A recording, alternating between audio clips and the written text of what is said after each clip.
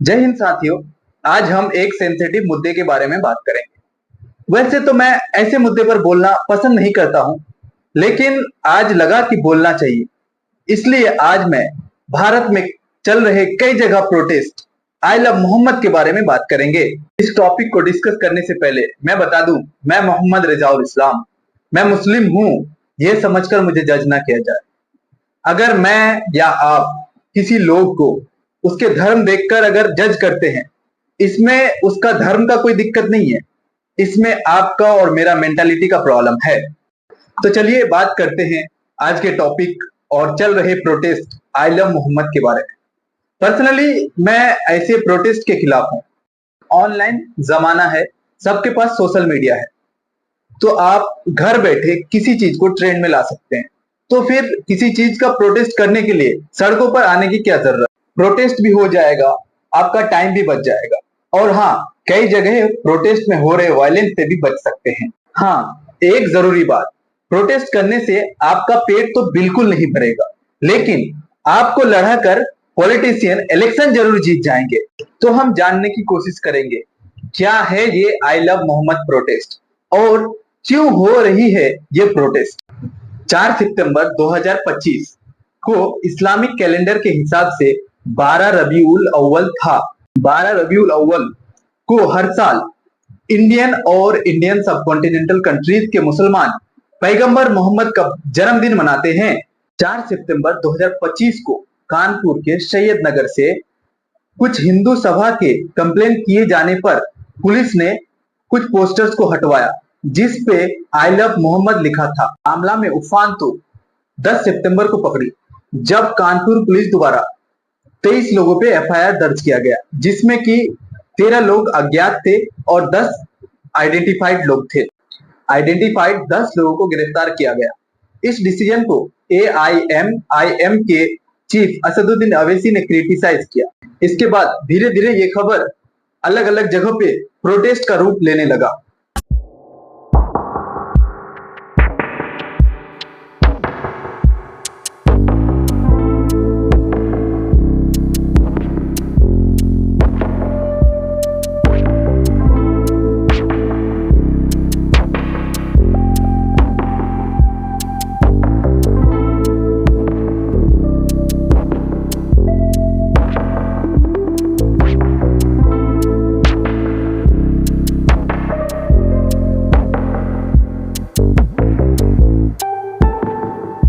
कई जगह ये प्रोटेस्ट वायलेंस में बदल गया, तो पुलिस को लाठीचार्ज और आंसू गैस का इस्तेमाल करना पड़ा।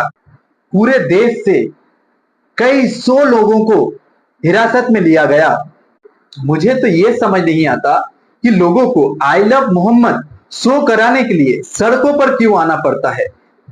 अपने रसूल से मोहब्बत शो कराने के लिए आई लव मोहम्मद जैसे प्रोटेस्ट और ट्रेंड्स का क्यों जरूरत पड़ता है। अपने नबी से ये कैसी मोहब्बत जो लोगों को दिखावा करना पड़ रहा है। आज जो पूरे भारत में लोग आई लव मोहम्मद के प्रोटेस्ट कर रहे हैं, ये मुश्किल से 5 वक्त तो छोड़ो, जुमे की नमाज भी बड़ी मुश्किल से पढ़ते हैं। लेकिन आज देखो, मोहम्मद की मोहब्बत में सड़कों पर उतर गए हैं, जिनसे 5 वक्त का नमाज पढ़ा नहीं जाता। हमारे नबी मोहम्मद सल्लल्लाहु अलैहि वसल्लम पीस और रेजिस्टेंस के बारे में बात करते हैं। इस्लाम की बुनियाद अमन, चैन, शांति, सुकून है, और इस्लाम हमें पीस के बारे में सिखाता है। कुरान की सबसे पहली शब्द जो नाजिल हुई वो है इकरा, जिसका माने होता है पढ़ो। लेकिन आज तो हमसे पढ़ा नहीं जाता, हमें तो बस पंचा छाप ही बनना है। आज भारत में सिचुएशन इतना गंभीर है कि मुसलमान सिर्फ हिंदू के नफरत के बारे में सोचता है, हिंदू मुसलमान के नफरत के बारे में सोचता है, लेकिन दोनों में से किसी धर्म में एक दूसरे के लिए कोई नफरत नहीं है। अगर आप मुसलमान हो और आपको कोई नफरत करना सिखा रहा है, तो इसका मतलब सिखाने वाला बंदा आपका दुश्मन है या फिर आपको गलत रास्ते पे लेके जा रहा है। इस्लाम में ऐसा कुछ भी नहीं है।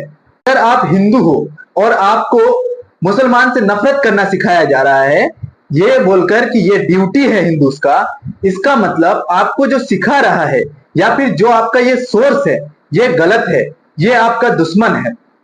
आपके धर्म में ऐसा कुछ नहीं लिखा है। अगर हम ऐसे ही एक दूसरे से लड़कर भारत का जो पोटेंशियल है उसको अगर खत्म करें, तो हमें जो चाहते हैं जो भारत एक विकसित देश बने, ये हमारा सपना ही रह जाएगा। हमें मिलजुल कर काम करना चाहिए। हमें ये भूल जाना चाहिए कि हम हिंदू है, हम मुस्लिम है, हम सिख हैं, हम ईसाई है।